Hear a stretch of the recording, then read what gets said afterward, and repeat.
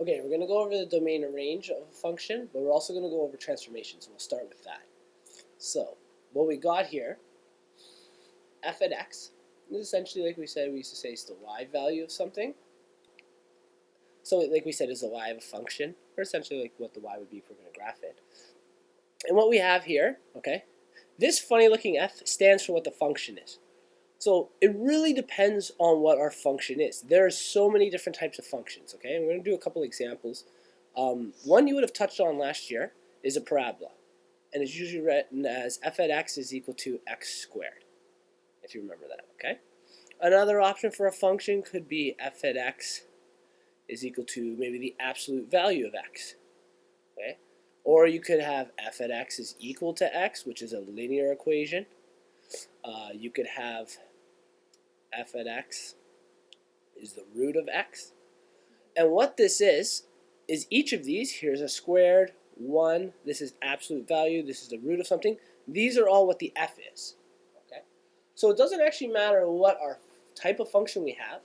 These variables a, k, d, and c, they all affect the functions, whether it's this one, this one, this one, this one, or many other ones, the exact same way. Okay? Now I've drawn little arrows underneath because I want to talk about. First one we'll deal with is c. So let's say we have a function here. A c would be something like this, plus c. It'd be at the end of the equation, okay? And this would actually be after the root also for that one. And what that means is we would shift the entire function up or down. That's why we have it pointing up and down. So if it was positive 5 and we had a parabola, the parabola would shift up 5 units. Or if we had a root, which is a sideways one, the root would shift up 5 units. So it would be like that on a graph, okay? Same idea as with D. And what will D, the only difference is it's left to right. It's also kind of the opposite. Now, it has a negative sign here, but I want you to think of it, an easy way to remember it is whatever this is, so if this is negative 5, it would actually go in a positive direction to the right, okay? So our parabola, this is a positive direction. We'll draw a little quick one here so we know what positive and negative is, right? Technically, on our y-axis, going up is positive, and going down is negative. Going to the left is negative, and going to the right is positive. That makes sense? Okay. So if c is positive, we go up in a positive direction. Now, if d is negative, and I'm talking about the whole thing, I'm going to tell you the reason why. If d was negative 5, we'd actually go in the positive direction. And say d was positive 3, we'd actually go in the negative direction. It's kind of the opposite of what c is. Now, the reason we say it like that is because technically there's a negative sign here already. So when it's negative 5, see we had negative d, I'm actually only plugging in positive 5. And what ends up happening is it becomes x minus 5. So it looks like a negative number. I've actually plugged in positive 5. And hence why we'd go in the positive direction. So instead of remembering all that reverse stuff, just look at what the whole number is in here and think opposite. So if it's positive, we go in a negative direction, and if it's negative, we go in the positive direction. So D is kind of the counterintuitive of the C. It's the opposite of what we would do with C. And that's shifting the whole function. And what I'll do right now is I'm going to bring a couple examples up. Okay, so what I've done here is I put x squared, and then you can see our parabola. Now what I'm going to do is I'm going to do what's called a C shift, okay? And a C shift, like we talked about, is where I kind of add positive 2 to this, okay? So I'm actually going to type it into the equation. I'll erase it from here. I'm going to add a new equation. When I go to put this new equation in, there we go, y equals x squared. Yeah, I can write it as y equals, or I can just put it as x. And see, right away it gives me a linear equation, okay? Squared. Parabola, and I'm going to shift it, let's say, up positive 3. And right away the red one has been shifted up 3 from the old one. Okay, that's what I'm talking about. So this right here is our c value we were talking about with our function. Remember our function said something like y was equal to a, whatever the function is, and right now our function is we're dealing with x squared. You guys have an extra bracket around k, x minus d, double in bracket, and bracket plus c. So we just put in a c there. Next what we're going to talk about is our d. Okay, so let's talk about the d. we're going to put in a new function here. Now in the d, it's a little different. We actually have bracket x minus 3 squared. Okay? And if you notice, with our number here, this is actually moved in 1, 2, 3 to the right. All right, even though this is a negative 3. That was our d function. We had y was equal to a function k x minus d. That was our d plus c. So we just dealt with the d there. Now they can be both put together. And right now we're using parabolas because I know you've used them in the past before. Okay, so we have that function there. That's another one we can use. Let's put on some other ones here. Okay, next we have a root function. Now I have 3, 4, 5 different root functions. Right now they're showing us the orange one, right? This is what essentially it looks like. It's kind of like a sideways parabola, right? Now what I'm going to do is I'm going to affect each of these by changing the c and the d in the function and rest of the things, okay? So when I go into this function, first of all, my c is outside the function. So I would say plus, actually let's do negative instead, negative 2, okay?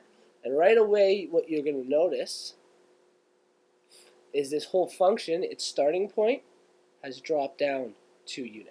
Okay, same thing, but it's shifted down. So that's a C shift right now. Okay, now let's add on to that. We're going to keep that same C shift, negative 2. Okay, so the red one's overlap. But now, what's happening is I want to talk about this. We're in the function, so y is equal to AF. This is what we're talking about with our k, and then x minus d. In a rooted function, plus c, the root, or the x, the d is actually underneath the f. This function encompasses all this stuff here. Okay, so these will be inside whatever it is. Just like we did the bracket for the squared. Remember, it was inside the squared. For the root, it will be under the root. So we're going to say plus 5, let's say, underneath. So we're going to put that in here. That's going to disappear. And we're going to add plus 5. And now, if you see the red one, it's down 2 units, and it's 1, 2, 3, 4, 5 units to the left. So our D shift, because it's positive 5, is actually gone to the left 5 units. Okay, so we have that involved. The next thing we're going to do is we're actually going to talk about y equals AFK. And we've already done our D and our C. Now K, what it does is it stretches things left and right. And A also stretches things, but it stretches things up and down. So what's going to happen is our points are still going to be the same. This is going to be pretty much our starting point. But we're going to get either a flatter looking one, or we're going to get a higher looking one, depending on what numbers we put into that stuff. Okay? So let's put into the next one. We'll put our same stuff from before. 5. See how it's moved to the 5 left, then minus 2. It instantly corrects for these things. And then what I'm going to do, bracket.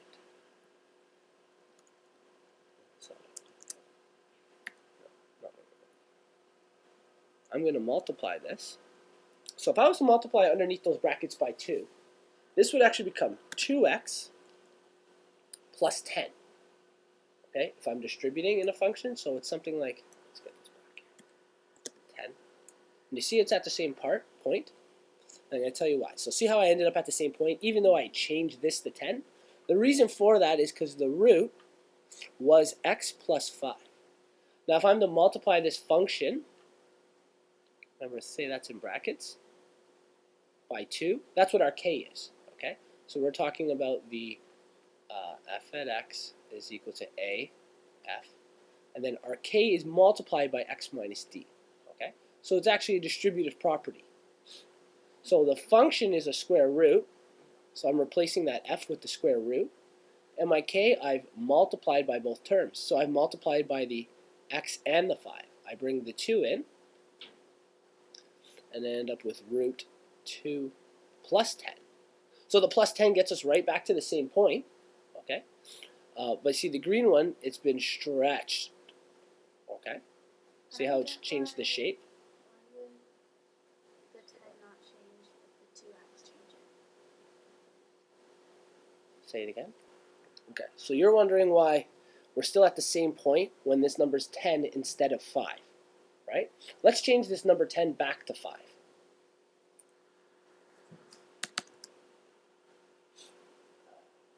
Changed it to 5, and you notice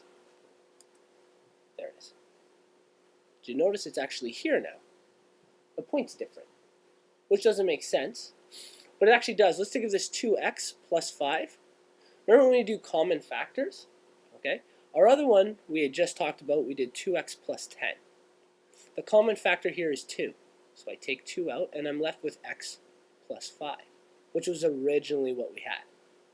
But in this one, if this number is 5 instead of 10, when I take 2 out, I get x plus 2.5. And if you notice, this is 1, 2.5 to the left. Okay? So that number, this is our k factor we were talking about when we had our x minus our d. Okay? Because I multiplied everything by 2, it goes in times 2, and this creates 2x plus 5.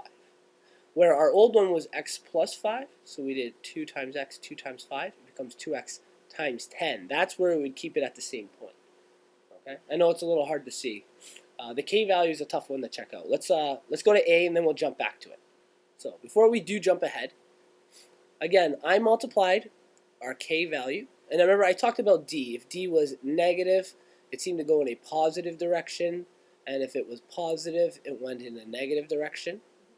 C, if it was positive, it went in a up or positive direction, and if C was negative, it went down or in a negative direction, right? Okay, let's talk about what I just did there with our k value. Okay, remember what I said I did is I multiplied in. For some reason, I was unable to affect it the same way I wanted to with the brackets. Actually, let's try it one more time. Okay, so this time instead of distributing it in, I kept it to the outside. So this is our k value, okay? And if you notice our k value, which is our green one, and our old one was our red one, here's the red one. Our green one seems to be going up more. Now remember I told you k deals with horizontal compression. So imagine this like it was a parabola. I'm going to show you an example of this in a second here. Okay, so what has happened is in this one, when we talk about our k values, okay, our negatives and positives are important, but what we're talking about is actually right now numbers that are greater than 1 and numbers that are between 0 and 1. Okay? Now we used a number that was greater than 1. What that happens with k is a horizontal compression, is what has just happened here. So what we're talking about now is, all those things went away, sorry, compression. Okay. So because this number is greater than 1, we get what's considered a horizontal compression. Now the green one doesn't really look like it's compressed. It looks like it's actually been pulled higher than our original red one. But what I mean by that is I want you to think of it like this. Okay, we'll go into our other thing here. Imagine I have, here's our original red one. Okay, this is its shape right now. Okay, now I'm going to compress the black shape here. And what I mean by that, you'll see in a second, it jumps back. There we go. This is a compression horizontally. Do you see how as I squish it this way, what ends up happening is this actually gets higher. Okay? So it looks like it's being pulled upward, but it's actually being horizontally compressed. And that's what I mean by a compression. So as this thing gets squished farther and farther, there we go. As it goes like this and back, it gets higher and higher up from what the original yellow one was. That's a horizontal compression. Okay? So anytime, let's go back to our note we talked about here. All right? Anytime our k value is greater than 1, it's a horizontal compression. If our k value is between 0 and 1, that's considered a horizontal stretch. Okay? And we'll show you that again on the other page. So again, let's say we start at the black one. I'm going to highlight it in green this time. So this is where we start. This is our type of shape. As I horizontally stretch something, watch how it gets thinner, or it's less than what the original was. Give me a sec. There we go. See how as I'm stretching it, it looks like it's going under the original green. This is the green one. If the green was to extend, it'd go like that. So it gets pulled under farther and farther as it gets stretched.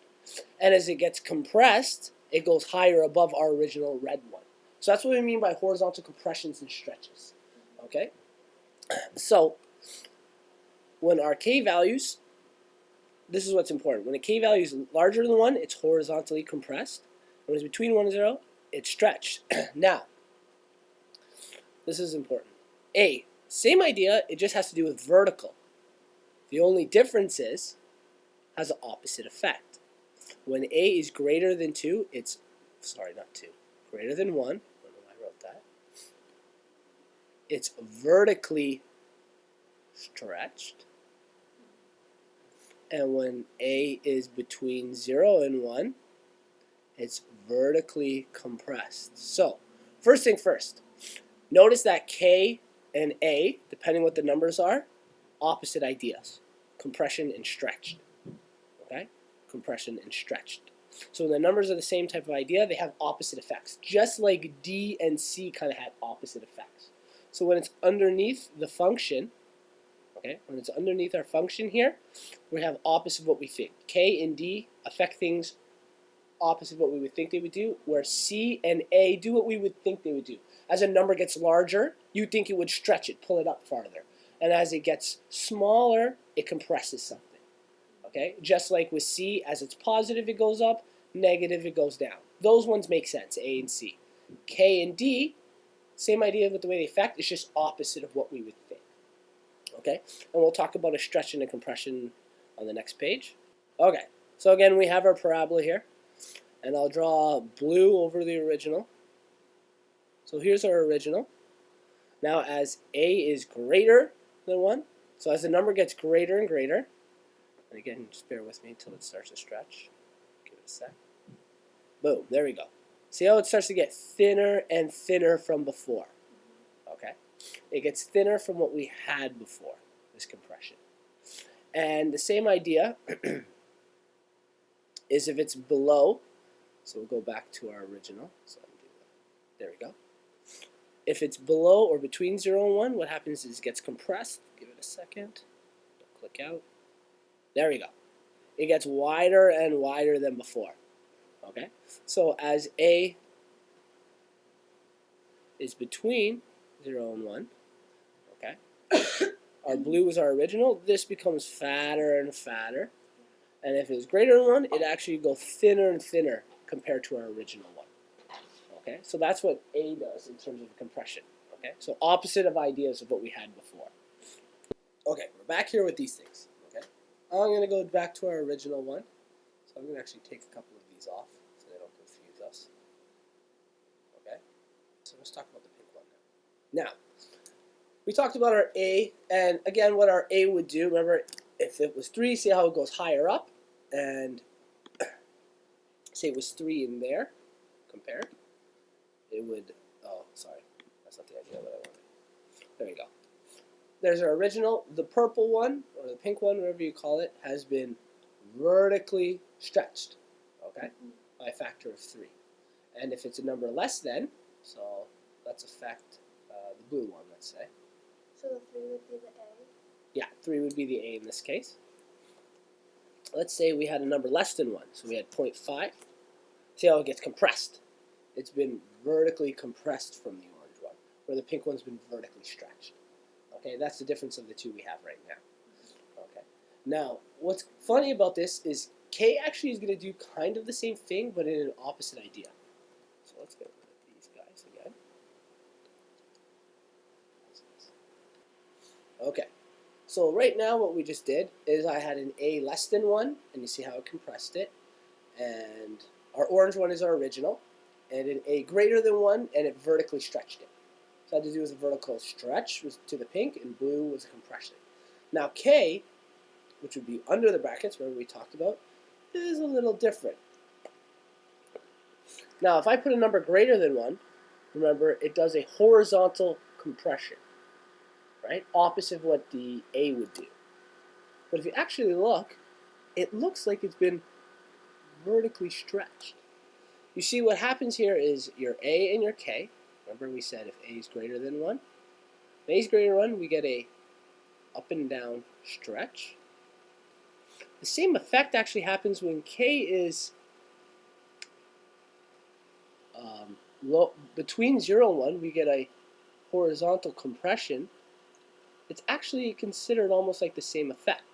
And in other words, what I'm saying by that is, let's do our green one here. I'm going to get it to overlap. Actually, I'll do it with the red one. Let's use this number as 0.75, so less than 1. And from our original, which is in orange, all right, original is in orange, we've actually, this is technically, when we look back at our stuff, this is considered a horizontal stretch, but it's actually the same as a vertical compression. And it'll be a lot easier once I get all the notes up here right beside it. So let's show you all these. Okay, so let's talk about when we have the rules. Okay, so we have our rules here, and we think we got C and D down, right? What they do. The K and the A are a little weird. And the reason they're weird, okay, is because I want you to recognize K greater than 1. We know it's horizontal. We know K represents things horizontally, where A does it vertically. But what I want you to focus on is when K is greater than 1, it's a compression. When A is greater than 1, it's a stretch. Okay? Opposite ideas of what's happening. Okay? And let's talk about which one of those are. If you look over to the left, the orange ones are original. Okay? Now when K is greater than 1, that's the green guy. So I'm going to turn the green guy on, and I'm going to show you how he changes from the orange. So we turn on the green guy, and it goes above it. Okay? And that was a horizontal compression. It got squished. Okay? When A is greater than 1, that's the pink guy. So let's turn him on. Okay? And he goes up also. Okay? So do you see here how it's kind of a stretch and a compression almost have the same effect? In fact, if I'm to change this number to 2, let's see. Yes, we have our compression goes up again, okay, from our original. Our original is in orange here. So if you take a look at what's happening there. Now, our red guy is when K is between 0 and 1, and it's below the orange. Okay. And our other one is when A is between 0 and 1, and that's below the orange too. Okay. So even though the words say different things, this one says a compression, this one says a stretch, this one says a compression, this one says a stretch, their effects are similar to each other compared to the original one. Okay? Okay. What I want you to focus on now is turn the other guys off. We'll keep the orange one on because he's the original. Okay. Now I have the green guy with it. And this is when K is greater than 1. Okay. So our K is greater than 1. So we have a horizontal compression. So see how it's shifted upwards, essentially. That's what kind of happened to this thing. Okay. Now I want you to recognize, what is the square root of 4? If I were to just find out the square root of 4, it'd be 16. Oh, you're thinking of 4 squared. 4 squared is 16. That's 4 times 4. What times what equals 4? Oh, 2. Yeah, that's right. So 2 times 2 equals 4. So I'm actually going to turn the purple guy on with the number 2. Okay, and I want you to see how when I turn them on, look what happens to the green. It's going to change colors. It turns into the purple guy. So it actually has the exact same effect. Okay, so what I'm trying to say here is our K, it was greater than 1. It was 4 in this case. Okay, when our A was greater than 1, it was 2 in this case. It ended up doing the exact same thing. They're on the exact same line. Remember, that's where the green one was before? And the reason this is because 4 square rooted is 2. Okay? So if I show you with a parabola this idea, I'm going to show you how they actually affect each other the exact same way. Okay? These two numbers here. So I got a whole bunch of formulas here on the other side. We're going to keep these rules here. Let's do it with a parabola. Okay? So we have the blue guy. We turn him on. And we get essentially a normal looking parabola here. Okay? Now, let's again go back to talking about when K is greater than 1, when A is greater than 1. Okay? What I'm going to do is, in the purple one, I'm going to change the equation. And then, remember, he goes in brackets. Okay, so I'm going to put the x squared in brackets in this one. Oh, we don't want capital X. X. And then the squared actually goes on the outside of the brackets, okay? So this is our k. I'm going to plug in the 2 for k. So when k is greater than 2, and I have to turn on the purple one, see what happens? We have a horizontal compression, okay? So what we just did is k greater than 1, horizontally compressed. It got squished inwards, okay? Horizontally compressed. That idea makes sense. Now, this brownish looking one, I'm going to make a the number 2. Okay. So what we're going to do is we go into the equation, but this time he's not going to be in brackets. He's going to be outside the brackets. Okay. 2 is outside the brackets. We hit it. Oh, it's because it's squared. Shoot, I made one little error. So before I turn him on, I just want you to recognize that, remember, 2 squared is technically 4. So I'm going to put the number 4 on the outside for a. And what ends up happening is, watch the purple one when I turn it on. The purple one's going to turn into the brown function. And the reason it turned on into the brown function is because now a, remember this is an a effect, a was a vertical stretch. So this got stretched vertically, it got pulled up. And it ends up being the exact same as the purple one, because 2 squared is 4. And just like I was talking about with the pink and the green one. So I'm going to turn those on. Okay, so I turn these guys off, and we're going to go through that idea again. So the orange one represents a root function, and the x squared, the very bright blue, represents a parabola. When k is greater than 1 in the parabola, I put it as the number 2, it shows up there. Okay, that's a horizontal compression. When 4 is greater, or a is greater than 1, okay, and remember 2 squared is 4, so this is kind of like affecting it by the same number. It does the exact same thing. It just took over the purple one. Okay? Let's take those off for now. Let's talk about the orange guy. Same idea. Now, the orange guy here. K is greater than 1. That's our green function. We turn it on. That's horizontally compressed. It got pushed upwards. Okay? It got squished. The root of 4 is actually 2. So I'm going to put 2 in for A. And it took over that one. It's the exact same effect. So, these two things affect stretching or compressing, whatever you want to technically call it, depending if it's K or A. They affect the function in the exact same way. Okay? You just got to get the numbers to be equal. We had 2 and the root of 4 is 2 and 2 squared is 4. That's why I use those numbers there. They affect it in the exact same way.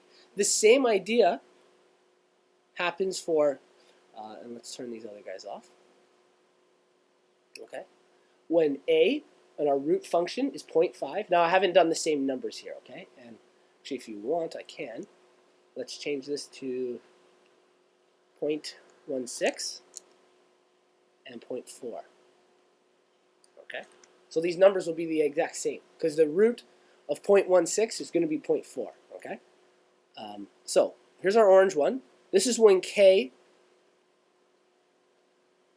is less than 1. Okay, so we're talking about this. This is going to be a horizontal stretch. Remember, that's what we talked about? A horizontal stretch will come of this. So when I turn on the red guy from the orange one, he's been stretched. He's been pulled horizontally. Okay, let's move it over so you can see that. Our A is less than 1, and I'm just going to tell you, if I bring up a quick calculator here, just so you can see how these numbers are equal, 0.16, the square root of 0.16 is 0.4. So I've actually plugged in the same number in A. Okay? I'm just not allowing the root to affect it. When I turn on the blue guy, even though it's called a vertical compression,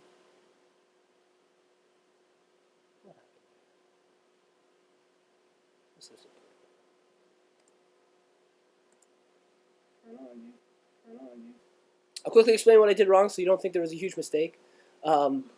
The function, the way this program works is it shows the lowest color, it's the red one. So I'm going to turn off the red one, and you're going to see the blue one actually exists right underneath it. So I turn it off, boom, there's the blue one. So it affected it the exact same way. Okay, that's what we were talking about. So whether, even though they're called differently, like our K, when it's greater than 1, we call it a compression. When A is greater than 1, we call it a stretch. It affects it the same way. Just like when we call K a stretch when it's between and A a compression, these two things affect the function in the exact same way. Okay, just depending on what numbers we use. I want you to get that idea.